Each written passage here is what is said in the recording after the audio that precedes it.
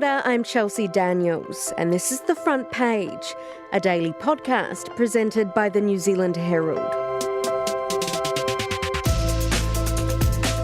A new docudrama has revisited the horrors of Dilworth.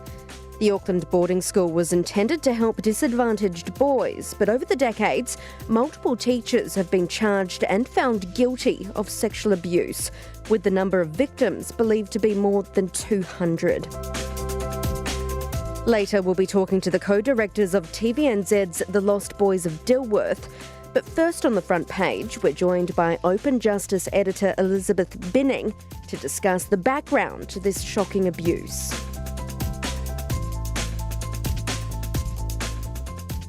Elizabeth, can you start by explaining what Dilworth School is and its purpose for existing? It's a private Auckland boys' boarding school that was set up to help boys who came from families that were struggling. It was founded in accordance with the wishes of James Dilworth, who died in 1894. The school offered scholarships to the boys, it still does, and that covers all of their tuition, their boarding, uniforms, other expenses like sports fees or music lessons. Many of the boys who were there during the time of the abuse came from broken homes, single-parented homes. They were really vulnerable children. They often didn't have a lot of support at home. And I think that was part of the reason why there were so many problems, because the parents really wanted them at the school. They trusted the school, and often the children just weren't believed when they said that something was happening at school. To your knowledge, how far back does the abuse at this school go? What were some of the first cases covered? It goes back decades and decades. Police originally said, when it was initially revealed that there was abuse, said that it was from the 1970s to the early 2000s.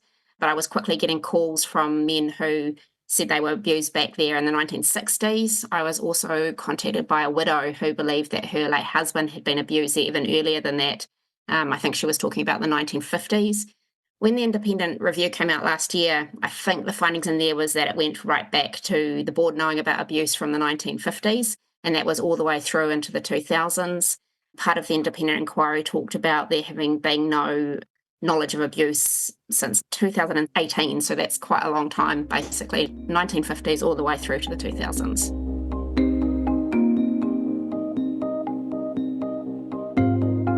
The report we are releasing today is a catalogue of damage and injustice. The inquiry report says there was collusion among abusers and that students were shared between staff.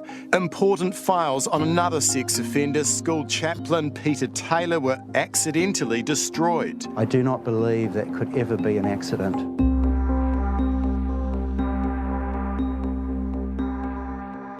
There have been cases brought against former Dilworth teachers over the decades, but why has this abuse returned to the public attention in recent years?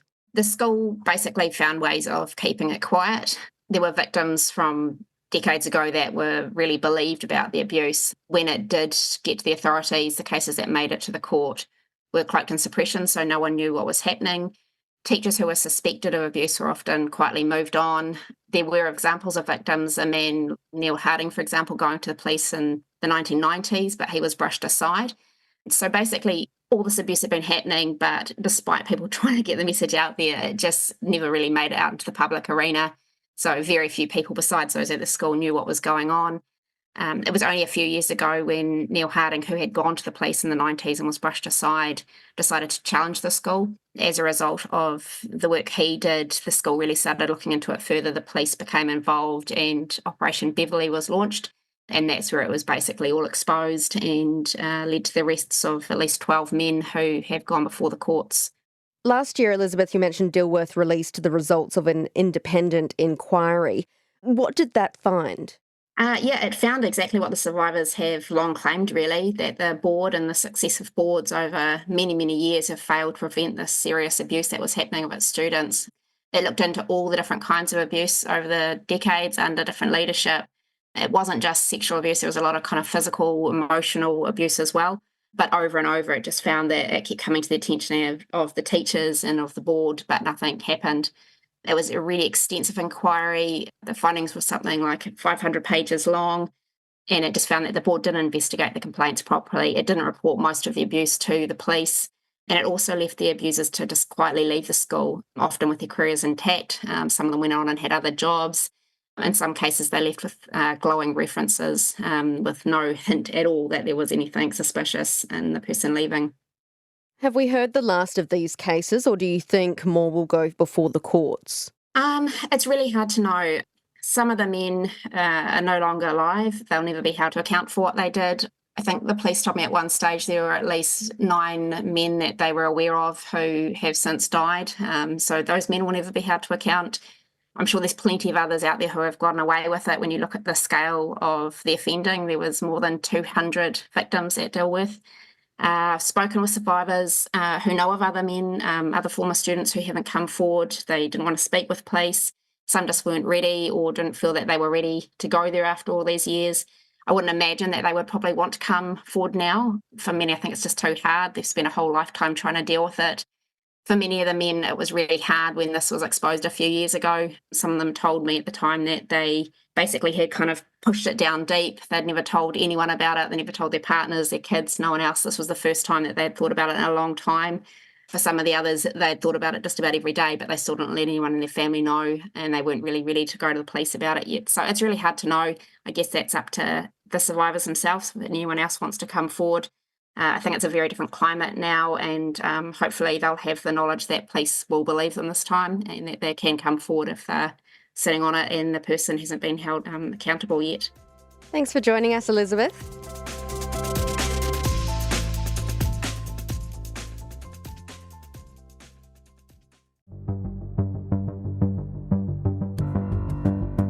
The Lost Boys of Dilworth is a new TVNZ docudrama that has blended reenactments with victim testimony to tell part of the story of Dilworth.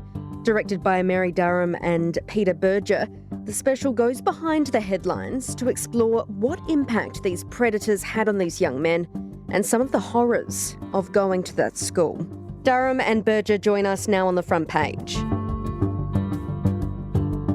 That idea of the Lost Boys is actually first raised by one of the survivors. Hey, how do you interpret that title? I think what it means is that there's at least one generation. I would say there's more than that, because the first known offending was in the 1950s and it continued up until at least 2018.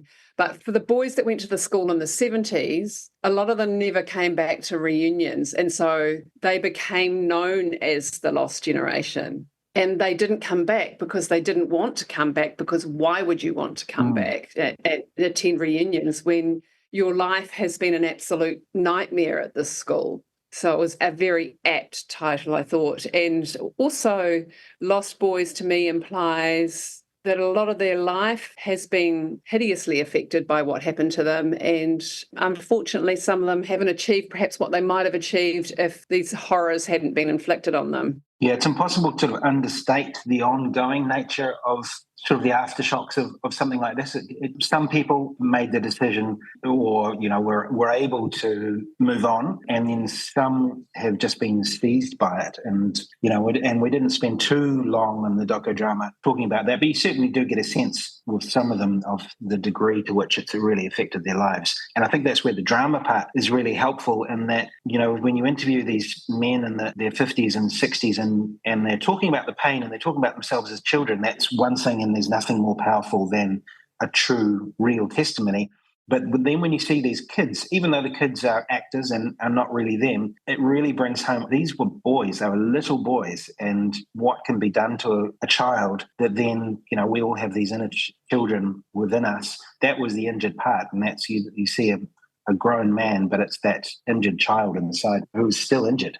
Yeah, and you saw that really clearly with Matt, I think, who said everyone in the family thought that I was going to be the first one to go to university. Instead, I was the first one in our family to end up on the front page of the Herald Court pages. A lot of people now associate Dilworth with the sexual abuse that went on. Of course, it's been through the courts, but your docudrama actually focuses initially on the bullying and the physical and emotional and mental abuse from the teachers. There were masters who were very good caners. Some used to make you bend over and put your head under a desk so that when they hit you, your head bumped the top of the desk. It was a form of intimidation. Wouldn't say it was public execution, but it was public humiliation. Next. Can you run us through how extreme this really was at Dilworth? Some may say, oh, I've heard, and this is not what I say, this is what I've heard, boys will be boys. But those moments and how they were allowed to happen, I guess, is what makes it unique to Dilworth. Well, I don't know, unfortunately, if they were unique to Dilworth. I mean, I've never attended, obviously, a boys' school, but my brother did, and I know that he was subjected to some bullying as a young kid. And I think, I don't want to use that phrase, boys will be boys, but I think it's quite dangerous to have a group of young men together in an environment without a feminine energy around them. And I mean, that certainly played out in Dilworth because they had hardly any female teachers. And I think the attitude towards the violence and the bullying was, it is what it is. This is what happens. And of course, the teachers were indulging in that violence as well because they were caning the boys all the time. But that was, I hate to say this, but from what I understand, that was what happened to young boys and young men in the 70s. And the culture of secrecy, I think, was really important. Back then they called dobbing someone in pimping. And so, you don't pimp on anyone. And so that started with boys bullying boys and then extended to teachers sort of over physically disciplining boys and then extended right into the sexual assaults. There was sort of the worst thing you could possibly do was pimp on someone. And so you can kind of see how that something would start with that sort of don't tell or we'll beat you up sort of thing would scale all the way up to this systemic sexual assault. I think the documentary does well in really delivering that journey from where it starts to where it ends, right? And that's, you really build that up for the audience. Yeah, because one of the things that I was sort of really wanted to explore as much as we possibly could, but we could only do it to the degree that we had sort of fact and testimony was like, how the hell does this happen? And we told the story from the point of view of the young boys. We didn't tell them, what was the culture among the staff, which is a different story. But yeah, that sort of sense of how something scales up and scales up and scales up. And also the power imbalance between the school and parents was another really key component.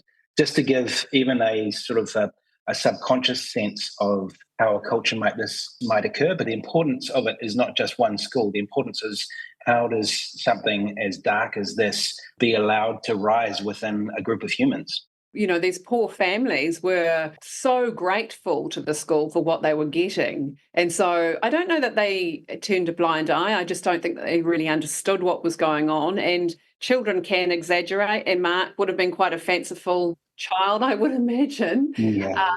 But he wasn't believed by either the headmaster or because his mother was so desperate to give her boy a wonderful opportunity, a wonderful education. She possibly didn't want to know. I don't know. I wouldn't want to put that on her. But certainly I think the families felt they were beholden to the school. They abuse us. It's the best school in the country. You're so ungrateful, Mark. Mark, you don't listen, you don't see. Look, they hit us all the time. I hate the place. I just want to come back and live with you. Mark, life is not that simple. I think you brought up a good point earlier as well, this being from the children's perspective. And I know that's one thing to read the news and go through the court cases and hear the sexual abuse there. But seeing it from a child's perspective, I think, is what this documentary, or docudrama rather, really brings a new light to what is now what we know as darkness. 100%. I think hearing from the men, as they edge towards and tip over the 60-year-old mark, what they say is extraordinarily powerful. But when you see these men represented by these actors as young actors, as children, that's what really hammers it at home. You see how innocent and how lovely these children were and the obvious effects that have been wrought on them all these years later. And they were lovely, the kids we worked with. They were so cool, they were smart and wanting to do a good job and having a lot of fun being little rats sometimes and, all the things that young people are. And when you imagine that young people with that energy could have been led into such a dark place, we actually tried not to imagine it while we were filming. And we were often using sort of allegories. We didn't really talk about sexual assault on set. Instead, we used other things that can elicit the right emotion or reaction for any kind of particular given scene. Watching them come into the office, that really hit home to me, the story, when I saw those little faces and they're roaring around having a great time and they're so innocent, and that innocence was just completely torn apart by what happened at that school. The men who spoke out in this documentary are obviously very brave to be standing up and speaking out like this. How proud are you of them for speaking up, and what do you hope people will take away from this docudrama? Oh, they're incredibly brave people. I mean, Mark, first and foremost, he was the person who brought this project to life, and he was the one who he had to give us the spine of the story. So there was a lot of pressure on him, and I was taking him back to places that he didn't really want to revisit, but he did. And he did so because he felt so strongly about the story being incredibly important and needing to be told. And then I look at someone like Matt, who was completely derailed by what happened to him. He could have had the white picket fence, the lovely wife, the children, but he doesn't have that because of what happened to him.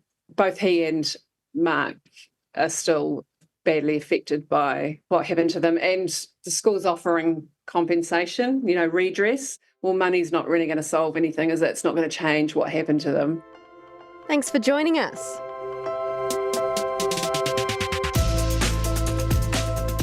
That's it for this episode of The Front Page. You can read more about today's stories and extensive news coverage at nzherald.co.nz. The Front Page is produced by Ethan Sills with sound engineer Paddy Fox. I'm Chelsea Daniels. Subscribe to The Front Page on iHeartRadio or wherever you get your podcasts, and tune in tomorrow for another look behind the headlines.